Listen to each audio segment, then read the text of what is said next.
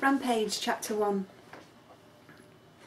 Giant metal teeth ripped the earth apart. Bulldozers, painted yellow and caked in mud, growled and trundled up and down great mounds of earth, raising and lowering their cutting edge of the steel buckets to slice into the wet ground for their next mouthful of clay and soil. Huge chunks of mud littered with thistles, bracken, tree roots and rocks were lifted up and held aloft like trophies in the jaws of these powerful machines. Then, with lights flashing, the bulldozers swivelled on their caterpillar tracks and rumbled up the growing mountains of earth to deposit their loads. The action was repetitive, and the sludging, slithering sounds of metal blades against wet clay jarred against the monotonous growl of machinery. It was a noise that echoed uncannily through the peaceful highland valleys and mountains.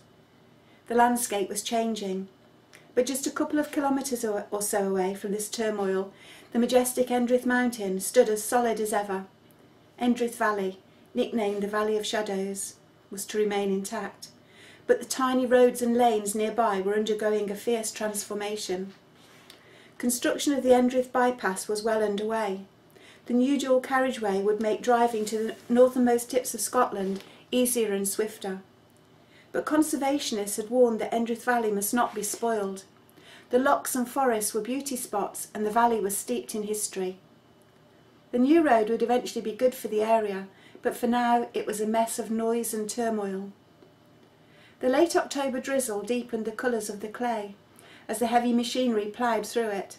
The rain made the bare earth shine, so that the layers of dark red and orange were bright, the black and blue veins that streaked through the clay showing the depth of centuries that had passed.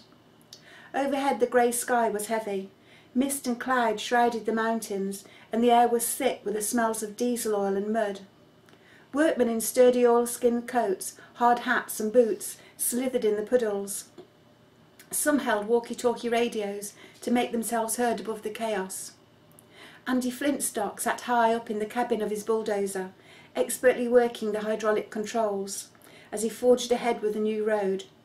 His metal trough swept down into the earth to grab another great mouthful of clay, but as he raised the full bucket, something caught his eye. Something long and curved, protruding from the mass of soil in the trough. He peered out through his mud-streaked windscreen, but before he could figure out what it was, the bulldozer began to shake violently.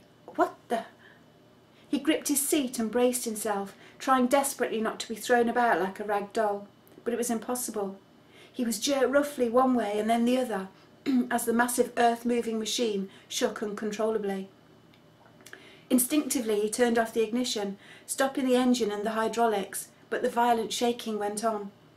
Then, as suddenly as it had started, it stopped. Everything settled. For a long, heart-thudding moment, Andy sat, stock still, his eyes huge, staring at the raindrops trickling down his windscreen. He hardly dared breathe, hardly dared move in case he started the whole thing shaking again. "Andy, Andy, what's going on?" Joe, his supervisor, yelled as he came striding over. Slowly, Andy released his grip on the controls, aware that beads of sweat were trickling down his face, just like the raindrops on the windows. Trembling, he climbed down from his cabin. The cold drizzle on his face had never felt so good. "You tell me, that scared the life out of me." "What did you think you were playing at?" demanded Joe, glaring accusingly at Andy.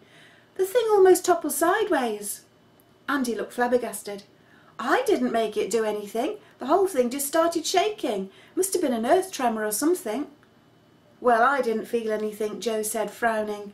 "And it'd have to been one heck of an earth tremor to move your bulldozer that much. Looked to me like you were messing around." "Of course I wasn't," Andy exclaimed, offended. "Why would I try to flip the thing over? I was scared out of my wits."